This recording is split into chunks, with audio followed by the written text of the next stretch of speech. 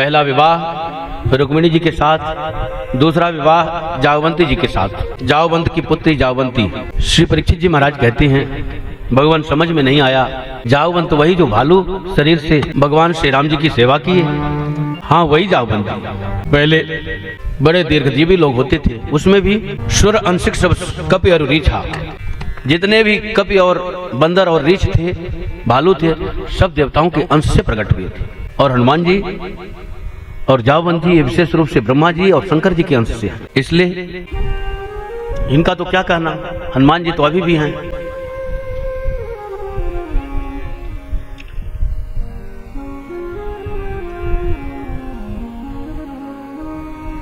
द्वारकापुरी में एक राजा आए, सत्यराजित। उन्होंने एक मणि पहन रखी थी। भगवान ने पूछा आप कितने लोग हो? उन्होंने बताया मैं, मेरी पत्नी, मेरा भाई और मेरी छोटी सी एक बेटी। इस मणि की क्या विशेषता है? यह मणि बहुत ही सुंदर लग रही है। भगवान ने चढ़ाई दिया और वो सब बता दिए। क्या महाराज, ये मणि इतनी बहुमूल्य मणि है जिसकी आप कथा सुनेंगे तो आश्चर्य होगा। कैसे राजन? उन्होंने कहा इसकी 10 घंटे कोई पूजा करे तो कुंटल सोना प्राप्त करे। 8 भार माने 2 कुंटल, 1 भार माने 25 किलो, 8 भार यानी 2 कुंटल सोना प्राप्त करे। श्री ठाकुर जी ने कहा इतनी बहुमूल्य मणि रखते हो, केवल 4 लोग हो और इतनी कीमती मणि क्या करोगे? राजकोष में जमा करो, जनता जनार्दन की सेवा होगी।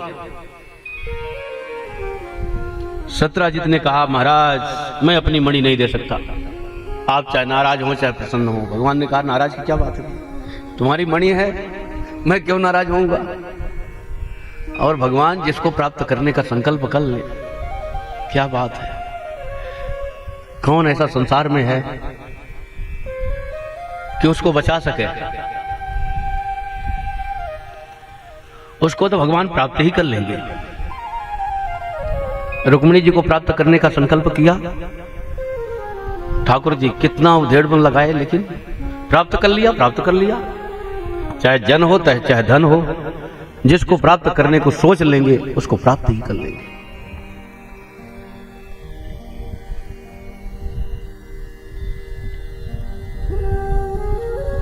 एक बार सत्यराजित का भाई प्रसेन उस समयंतक मणि को पहन करके वन के लिए आखेट खेलने के लिए निकला। वहां एक शेर के द्वारा मारा गया और शेर ने उस मणि को छीन लिया। सत्यराजित ने द्वारकाधीश महाराज जी को चोरी लगा दिया, कलंक लगा दिया, मेरे भाई को मार करके मणि छीन लिया। सब लोग कहने लगे कैसे, हमसे मणि मांग रहे थे, हमने नहीं दिया, दूसरा क्यों ऐसा करेगा? अभी तो ऐसा नहीं हुआ। भगवान ने सोचा बताओ व्यर्थ में मुझे कलंक लग गया, पता नहीं कहां से चौथ का चांद देखा। तजहु चौथ के चंद की नाई, चौथ का चंदा कोई देखा है? कहते हैं कलंक लगता है। तो भगवान ने कहा चौथ का चंद देखा, ये क्या हो गया? ठाकुर जी घूमने के लिए निकले, अपने मंत्री और सैनिकों के साथ वन प्रदेश में घूमने के लिए निकले। उनको तो सब पता है कहां क्या चल रहा है। देखा उसका भाई मरा पड़ा है और आगे बढ़े, शेर के पंजे के निशान दिखाई दिए। उसे का आश्रय लेते हुए आगे बढ़ा तो शेर मरा मिला और आगे बढ़े तो भालू के पंजे का निशान। उसका आश्रय लेते हुए आगे बढ़े तो एक गुफा दिखाई दिया जिसमें प्रवेश किया। एक लड़की उसी मणि से खेल रही थी जिस मणि की खोज में भगवान निकले थे। जामवंत ने शेर को मार करके उस मणि को छीन लिया और अपने बेटी को दे दिया था।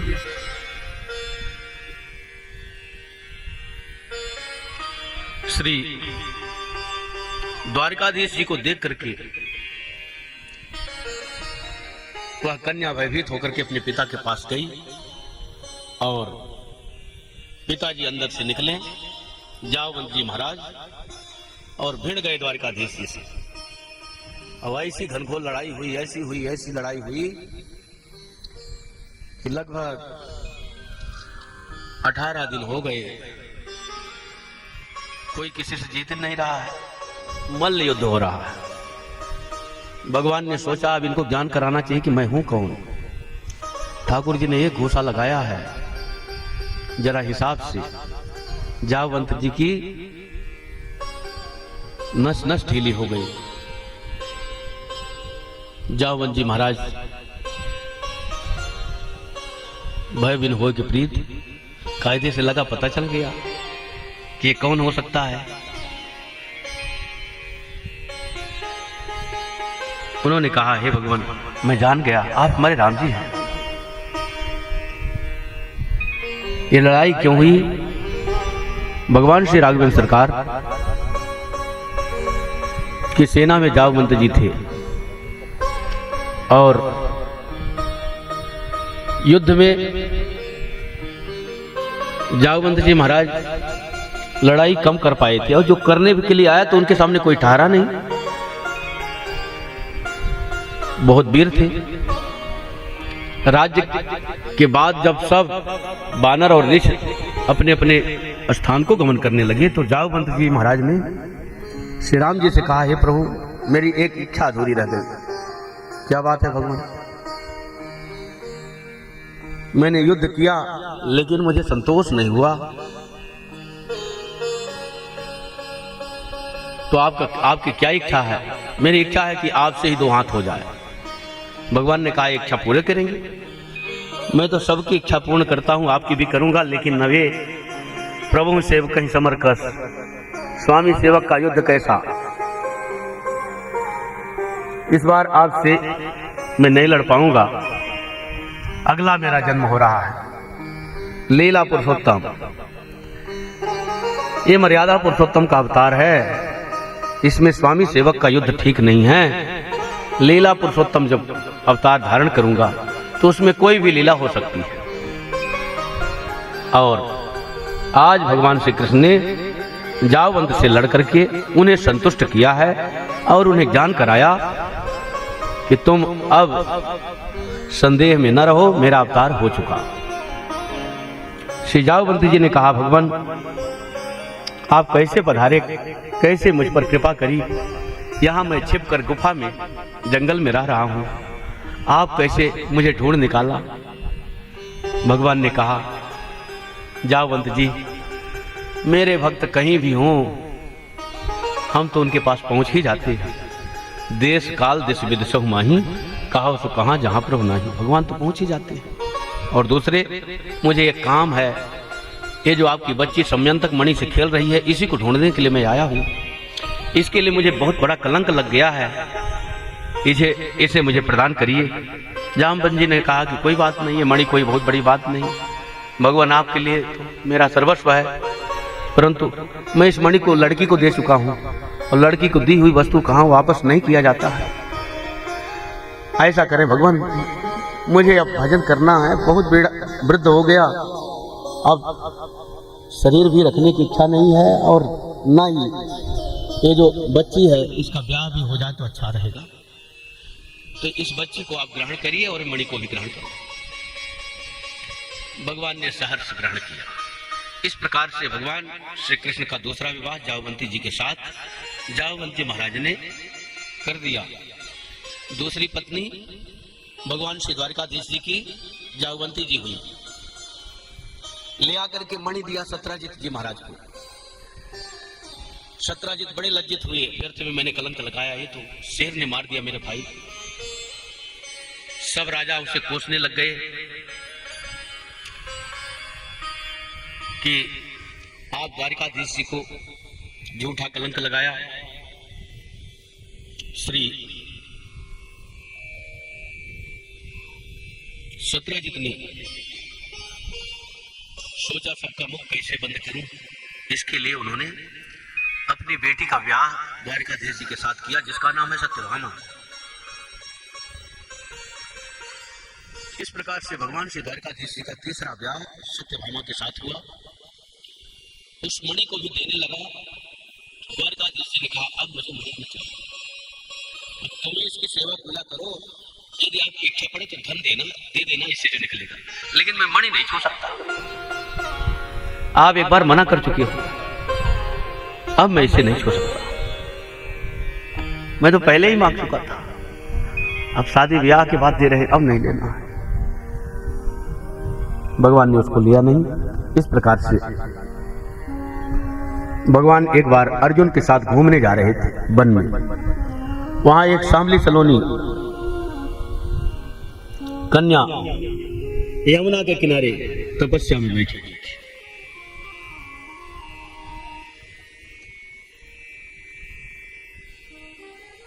अर्जुन ने उस कन्या के पास जाकर के पूछा, कहो बेटी, तुम किस लिए तपस्या कर रहे हो, क्या बात है? वह कहती है कि मुझे द्वारिकाधीश जी को पति के रूप में प्राप्त करना है। अर्जुन जी ने कहा, वो तो मेरे साथी हैं।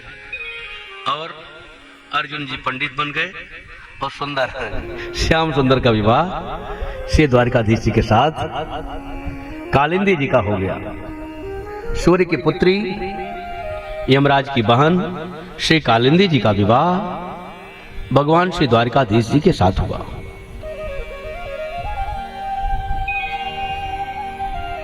इस प्रकार से भगवान श्री द्वारिकाधीश जी के 4 ब्याह संपन्न हुए। यमुना जी भगवान की पटरानी कहलाती है। 5वां विवाह बिंद अरविंद नाम के राजा, 2 भाई थे। दोनों की परम लाडली बहन मित्रविंदा थी।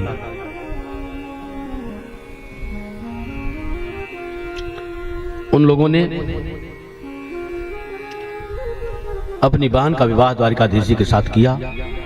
5वां विवाह मित्र वृंदा जी के साथ भगवान द्वारिकाधीश जी का हुआ।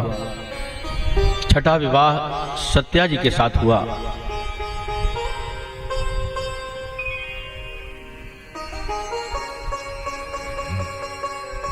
नग्नजित नाम के राजा थे।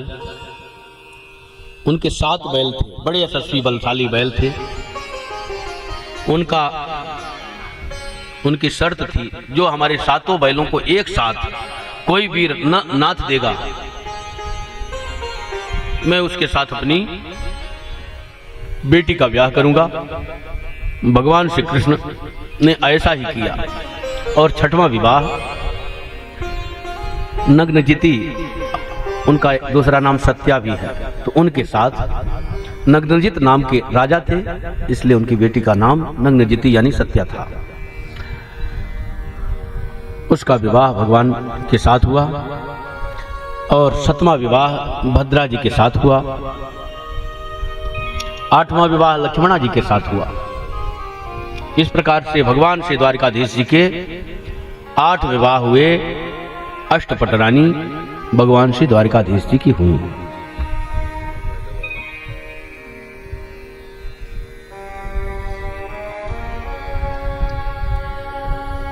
एक बड़ा पराक्रमी राजा जो भूमि से उत्पन्न हुआ, उसका भौमासुर नाम है। उसने संकल्प कर लिया, कभी कभी धन, बल और पद ये जीवन को इतना बिगाड़ देते हैं जिसका आकलन नहीं किया जा सकता है। धन, बल, पद और सुंदरता, ये चारों चीज बहुत बिगाड़ देते हैं। और ज्ञान हो तो ये संभाल भी देते हैं, ऊंचाई तक पहुंचाते हैं। हुआ क्या, भौमासुर ने संकल्प किया कि मैं 20,000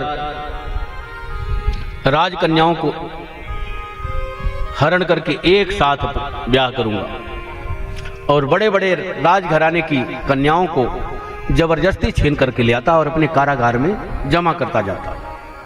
16,100 कन्याएं हो गई। उसका संकल्प था 20,000 हो जाएंगी तो एक ही साथ ब्याह करूंगा।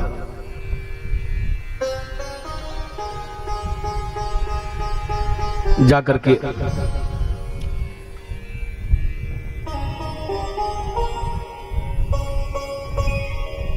भगवान के पास सूचना गई। देवताओं ने भगवान के पास सूचना भेजा, क्योंकि देवताओं की माता अदिति का कुंडल चोरी कर लिया था, वरुण जी का छत्र चोरी कर लिया था। भगवान सत्यभामा के साथ जाकर के उस भौमासुर नामक दैत्य का संहार किया और 16,100 कन्याओं का कारागार से मुक्ति दिलाया। कन्याओं को मुक्ति मिली। भगवान ने 16,100 कन्याओं को मुक्त करा दिया कारागार से, लेकिन अब वो राजकन्याएं बेचारी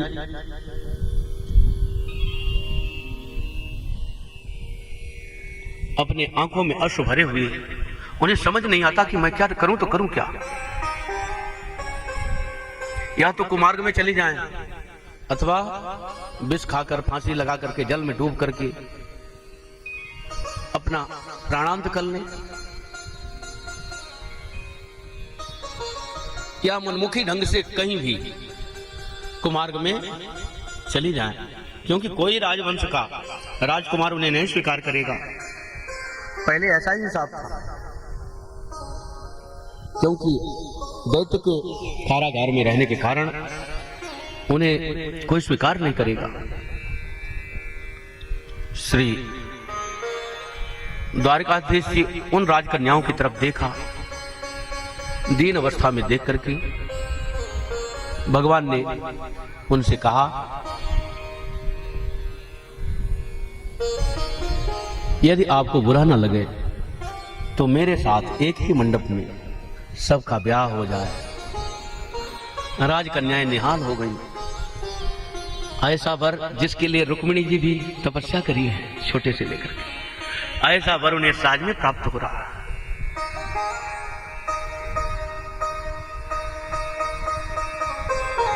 जिनके लिए शूर्पणखा ने अपना नाक कान कटा लिया और नाक कान कट गया, पूरे अपने राक्षसी सेना का संहार करवा डाला, उसके बाद भी वो शांत नहीं रही। 10,000 वर्ष तक तपस्या किया और तपस्या करके भगवान से वरदान मांगा, मुझे पति रूप में प्रभु ही प्राप्त हो। वही कुब्जा बन करके आई और भगवान ने उसको स्वीकार किया। देखो, भगवान किसी के न सन्मुख है न किसी के विमुख है, सबके हैं, जगन्नाथ है। तो भगवान भक्त वांछा कल्पतरु हैं, भक्तों की आकांक्षाओं को पूर्ण करने के लिए कल्प वृक्ष के समान है और वो पूर्ण करते हैं। ठाकुर जी को कोई किसी भी भाव से भजे, भगवान उसे स्वीकार करते हैं। आज भगवान ने उन राजकन्याओं को अपनी पत्नी रूप में स्वीकार करके उन्हें मानवीय गुणों से जीने का अधिकार प्रदान किया। नहीं तो कहां जाती, क्या करती, कोई राह नहीं था। लेकिन ठाकुर जी ने उन्हें स्वीकार करके समाज में सम्मान और प्रतिष्ठा दिलाई। इस प्रकार भगवान के 16,100 ब्याह हुए और 8 ब्याह पहले हो चुके। 16,108 ब्याह भगवान के हुए।